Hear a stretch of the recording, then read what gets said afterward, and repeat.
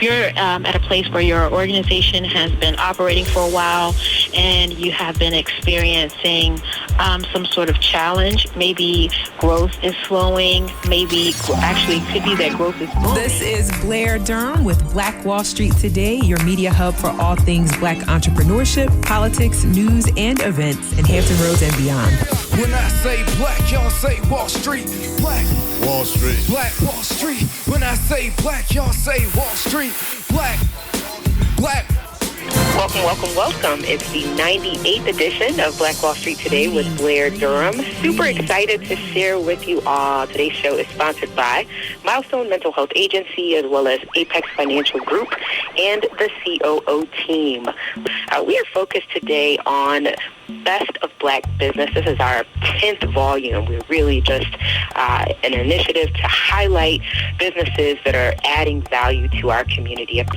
So without further ado, I want to pivot to our very first guest. We're so excited to have with us one of our sponsors, Ms. Lori Ruffin with the COO team.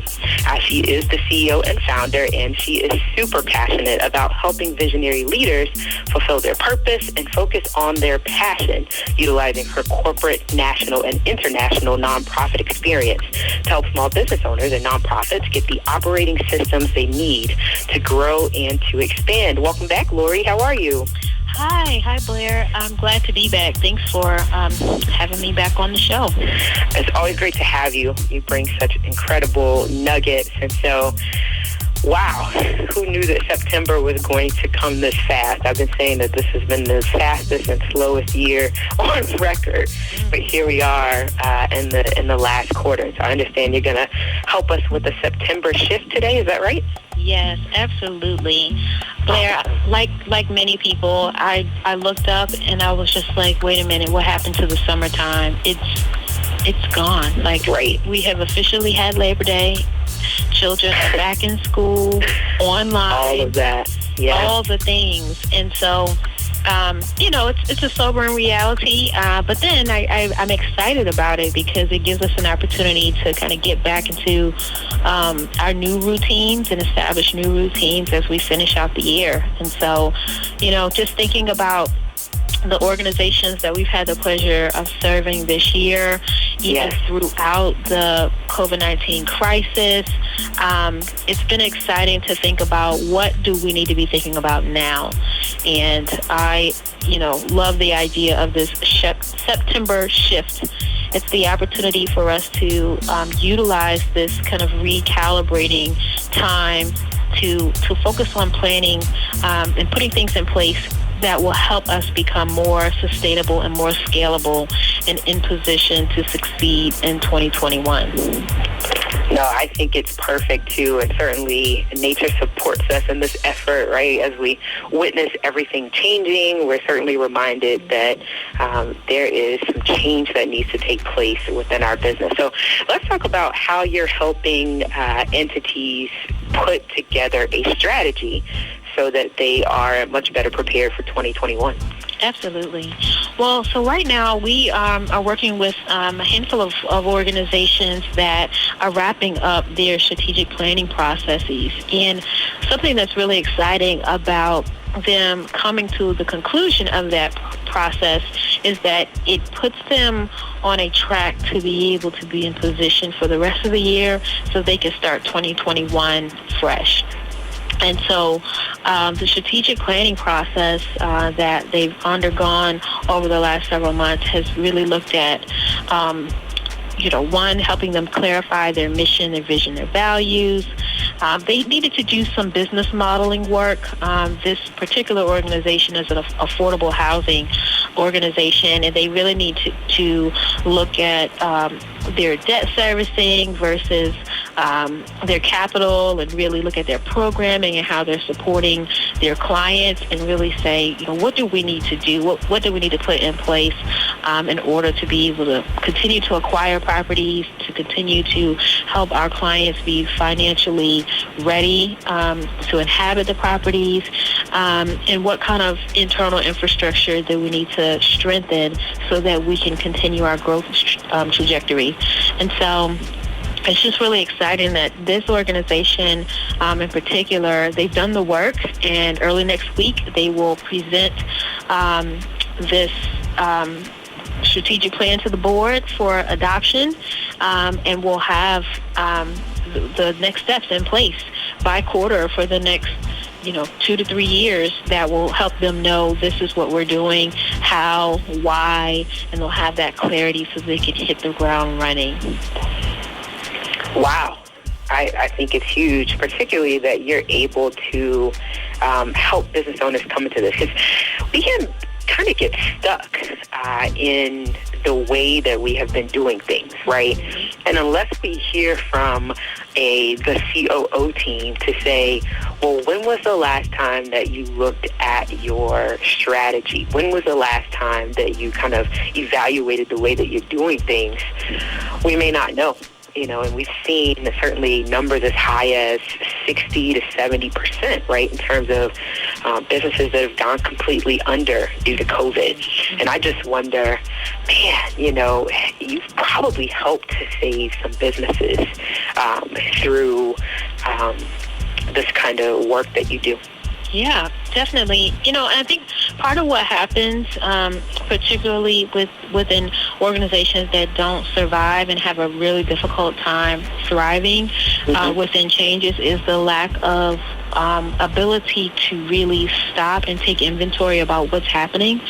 Sometimes we get so committed to our programs and committed to executing that we don't see the landscape changing. Something might have been changing with our funding model. Something might have been changing within our quality of service, or even the demand for our services. And if we don't stop and really take inventory by utilizing a tool such as a SWOT analysis, then we don't realize that the context has changed. And because the context has changed, we need to change and adapt in order to be able to be the right fit for right now. Sure. And so that's what a good strategic planning process does. And it's great to engage someone outside of your organization, because, again, sometimes we become so wed to our ideas that we're not willing to pivot the way that we need to. And so, when crisis happens immediately, that's not the time to do, long-term strategic planning. You kind of need to, quickly look at what's going on and move and pivot in the moment. But after you get out of that crisis mode, like, no one and no thing can stay in that mode indefinitely. You've got to slow down and then look and say, okay, what is the landscape telling us? What's happening inside our organization, outside of our organization? Where are we strong? Where are we weak? What are the new opportunities that have presented themselves? What are the threats that could completely take us out or take us off track from executing our mission? And then say, okay, well, what goals do we need to put in place to address these things? And when you do that, then it helps clarify and unify the organization for execution. There's another organization that we're really helping them codify their processes and transition their in-person experience into a 99% online experience. Yeah. And that's really important, because clearly the landscape is changed indefinitely. We don't know how long we will be in this kind of weird phase 3 moment where we're still needing to do social distancing. We're still, we have more freedom to move around, but there's still plenty of constraints. And really, even a lot of people still don't have confidence in navigating like normal, because things are not normal. Things are not safe again the way that it was prior to the COVID-19 crisis. So I'll just interject briefly here. If you've just tuned in, this is Blair Durham with Black Wall Street Today, having a conversation with one of our sponsors, Ruffin of the COO team. We're talking about strategy. We're talking about planning in this September shift segment. I just wanted to say this to you, Lori. I was on a call earlier with some business and community leaders, and we were talking about a particular conference that needs to be had for the minority business community, bringing together bankers and helping business owners to appreciate how they can leverage their QuickBooks and various things in order to access capital, right? And the conversation came up about, okay, well, we want to do this in person, so how far do we have to push it out, to make that happen? And we're all kind of quiet for a second, but then finally someone just addressed that huge elephant in the middle of the room, which is that virtual events, have been great. They have been robust. Content has been, wow. I think my personal networking capacity really has gone through the roof the last 6 months, in terms of new connections that I've been able to make and things like that. So I'd love to hear that you are really helping business owners think through that, because again, another area where we can become stuck is this is our service delivery model. So kudos to you, for being in position. But what were you going to say? I was just going to say it's really important for people to think about that. With this particular organization, they're coming from a place of being 100% in person. And so if they decided to just wait indefinitely for things to get, quote, quote, back to normal, the organization would literally cease to exist because they would not have a way to do their primary offering. Right. And so very wisely, and even before COVID-19, they began to really consider the idea of positioning themselves to be more scalable through building out an online offering. And so the COO team has been really helpful to help them identify their core DNA. What are the things that cannot be lost in translation that have to be accounted for in this new model? And we're getting ready to run a pilot in October based on the work done over the summer. So we're really excited about that. They've adopted a new technology platform to help house this online experience, and they're going to be ready. They're going to do a beta test. They're recruiting their initial cohort, and they will be able to collect data from that and be able to offer it, in 2021. Wow, fantastic. I would that you would also share regarding your executive leadership huddle. I think it's an idea that I'm thinking of stealing, if I'm going to be completely transparent. But what is it that you're doing with leaders via this platform? Yes. So in 2020, when everything happened with the COVID-19 process, we found our clients really in a place of needing to pivot, again, based on the unexpected COVID-19 restrictions. And so we held a space each week with executive directors to bring their ideas, their problems, their concerns in the areas of strategy, people, and operations, to have like a think tank where people can process their ideas, get feedback, try them on, and we offer that every Thursday at 11 o'clock. And so if anyone is interested and you are an executive director or a CEO of an organization, feel free to join us. You can find out the information, the login information for that through messaging us on our website, which is www.theCOOteam.com. That's theCOOteam.com. We hold that space every week religiously, and we've seen people get a lot of breakthrough through attending and just bringing, their transparent questions and ideas. A lot of times leaders are isolated because they don't have people to process their thoughts with, and so we're really happy to be thought partners in that way.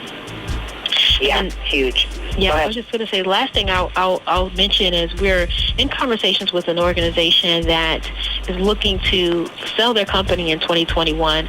And so what we're doing is helping them codify and strengthen their infrastructure so that they position themselves as a more attractive company. So it's not just sales, but it's, being an employer brand and having solid systems that can also help a company be in position for being sold. So that's another conversation that we're really excited about.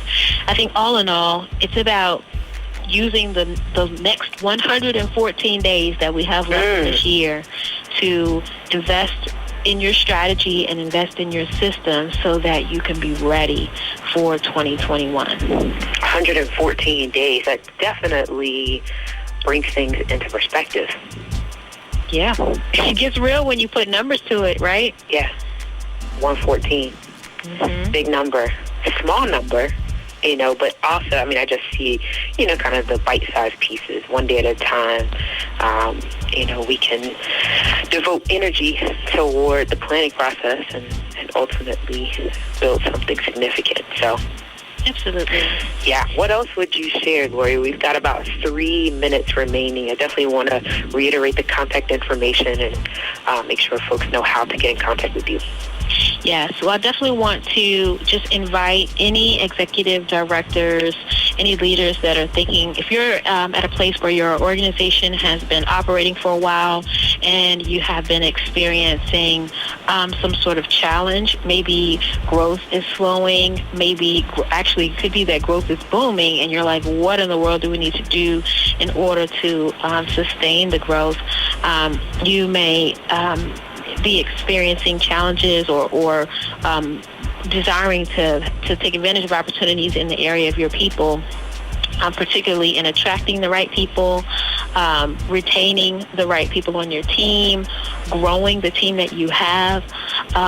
In those areas, we're able to really help leaders think through what do you need to do to strengthen your people, systems, and processes. These are all areas where we can be helpful in being a thought partner. So anyone who finds themselves in a place of trying to figure out what's next, you can reach out to us through our website, again, the COOteam.com, and schedule a 15-minute consult. We can hear what you're facing and give you some quick thoughts around how you can move forward, and then we can talk about, how we can help. Oh, wow. Yeah, thank you for reiterating the huddle.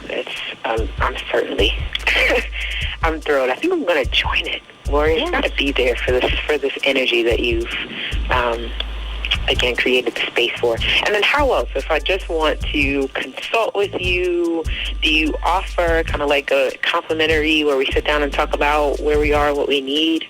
Yes, definitely. And you can do that through the website. So we have, complimentary 15-minute consult to really just talk through what you're facing, and then we can talk about what the best course of action is. We work with organizations really in two ways.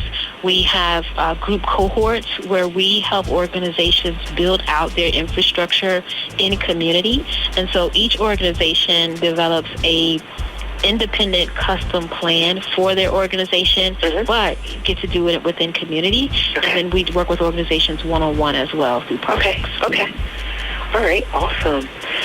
In the minute that we have remaining, I had a question, but I think I should save it until the next time we convene, because it's going to take some time. Well, maybe not. Just answer, what types of organizations do you find that really benefit from working with you? Yes, any mission-forward organization. So that could be a nonprofit, it could be a social enterprise, or a business.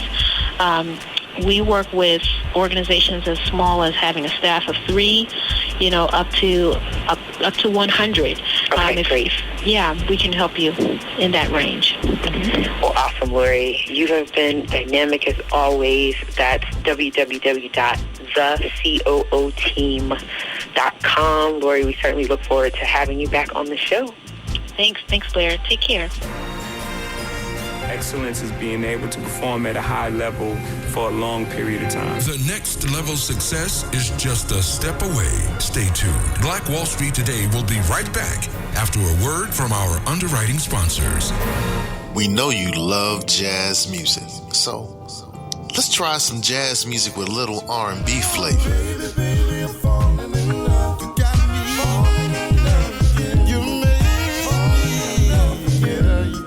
What about some jazz music with a little trap flavor?